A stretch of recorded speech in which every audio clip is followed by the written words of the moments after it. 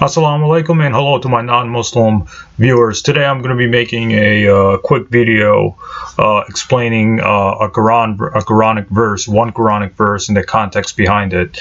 And that verse is the Quran, chapter 9, verse 29. So here we go. First of all, what does that verse say? What does the Quran chapter 9 verse 29 say, or what does it imply, and why do the critics of Islam keep bringing it up? The verse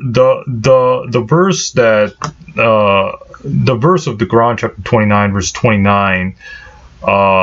The verse says that fight those, and I'm quoting from the Sahih International Version, which is translated from the Arabic. But anyways, the verse says, fight those who do not believe in Allah in the last day, and who do not consider unlawful what Allah and His Messenger have made lawful, and who do not adopt the religion of truth from those who were given the scripture. Fight until they give the jizya willingly while they are humbled.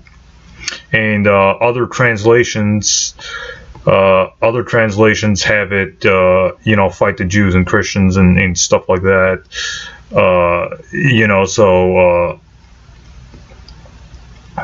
It says, like, for example, Muhammad Shawar in his translation from the Arabic says, fight against those people of the book. In Islamic terms, people of the book are Jews and Christians. So some translators have it, fight Jews and Christians in their translations. But anyways, we're going to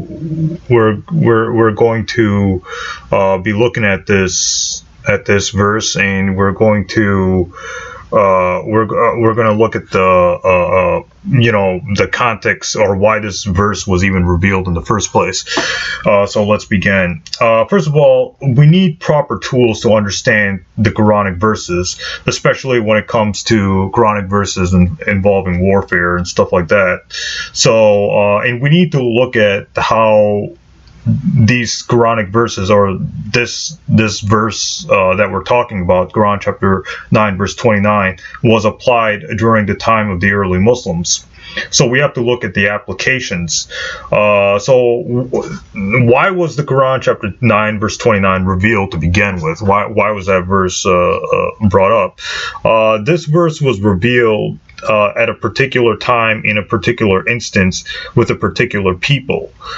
So this is not like a general command that Muslims should implement this verse to everybody, every Jew and Christian. No, that's not the correct way of interpreting the verse. And like I said, we need to use proper tools for interpreting verses. Now, there is one concept called asal al-Nazul, which is the historical context, because the Quran didn't come down in one night as one book. It came down in Pacific times. And Imam al-Tabari in his commentary, Jami al-Bayan fi Tawil al-Quran, on this verse says that this came down at the time when the Byzantine, or the Romans, the Prophet Muhammad sent messengers to the Byzantine Empire. And the Byzantine emperor had them killed, and that led to the Battle of Mu'tah in order to avenge the death of those Muslim delegates. And that basically means that the Byzantine, or the Roman emperor, declared war on the Muslims. So it came down at that time. And it also says that the verse that fight them until they pay their jizya. So there's the whole issue of jizya. So that verse is not saying that Muslims should kill Jews and Christians until they convert. That's not what it's saying. And we have to look at how it was applied by the early Muslims, and the early Muslims applied that verse against their enemy who were waging war against them. So we have to, in order to look at a Quranic verse, we have to study its historical context, its context as a book, and so on. Anybody who studies the context of the Quran chapter 9 verse 29 will see that it was revealed, and it was revealed during a stage when the Byzantine or Romans were killing messengers messengers of the Muslims and ambassadors. So the Muslims would send an ambassador to modern day Syria, and they would kill the messenger or the ambassador, and that would basically be a declaration of war when you kill ambassadors or messengers, etc., etc. So that's why the verse was revealed. Now, what about the hadith where the Prophet Muhammad said, "I've been commanded to fight people till they convert"? And that is authentic hadith. That is in Sahih al-Bukhari and stuff like that.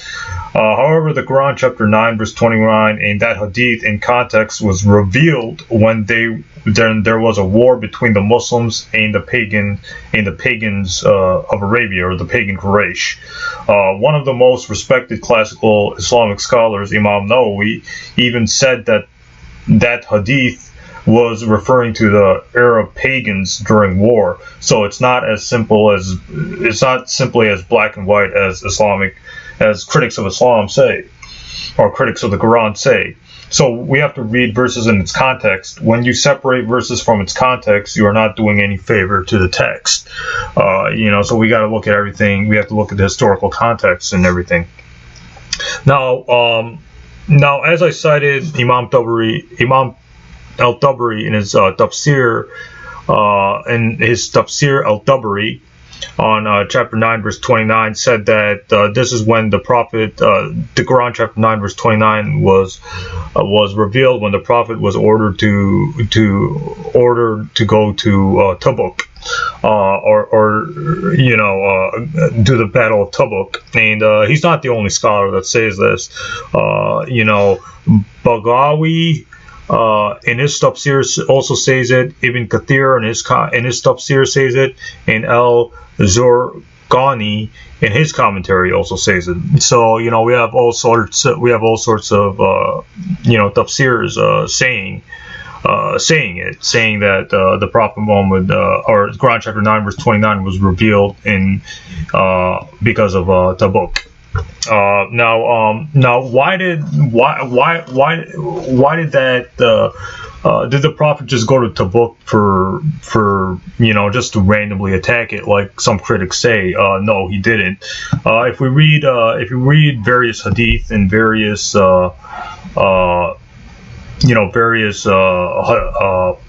historical books and stuff like that.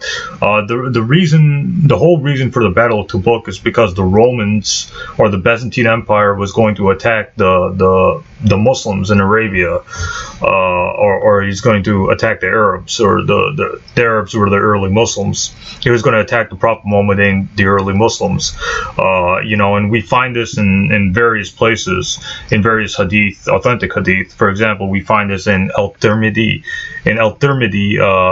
hadith number 3318, and we also find this in Mujam al-Zawahid, volume 6, page 191, and we find this in history books as well, such as Ibn Sa'd's book Kitab al-Tabaqat al-Kabir, volume 2, page 203 and 204.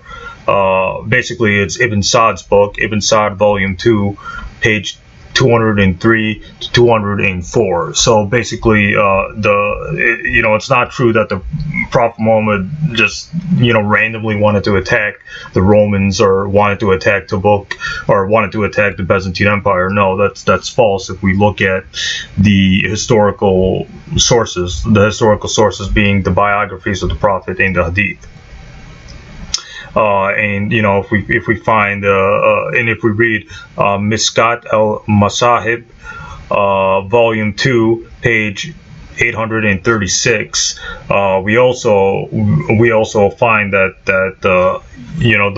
the Muslims, or the Romans were going to attack the Muslims, and we find this also in Sahih Muslim, book 37, hadith number 6670. So basically, that's why the Battle of Tabuk took place, is because the Romans were going to fight the Muslims first, and that's the whole reason for the Quran, chapter 9, verse 29. That's why it was revealed. It wasn't just revealed randomly, like the critics of Islam say. It wasn't revealed randomly just to randomly attack the Romans or the Byzantine Empire. It was revealed because the Romans or the Byzantine Empire was going to attack the Muslims first, and I already cited various references to support this. So that's my video regarding the Quran chapter 9 verse 29 and the reason for the Battle of Tabuk and everything. The issue of jizya is a bigger issue. I'm not going to cover it in this video because I want to make this video short, but inshallah in the future I'll talk about jizya and stuff like that, and how Muslims should take jizya and things like that, and refute various arguments that critics of Islam bring up regarding the jizya. So this is my video, and hopefully this clears up what the Quran chapter 9 verse 29 really means. Thanks. Salam.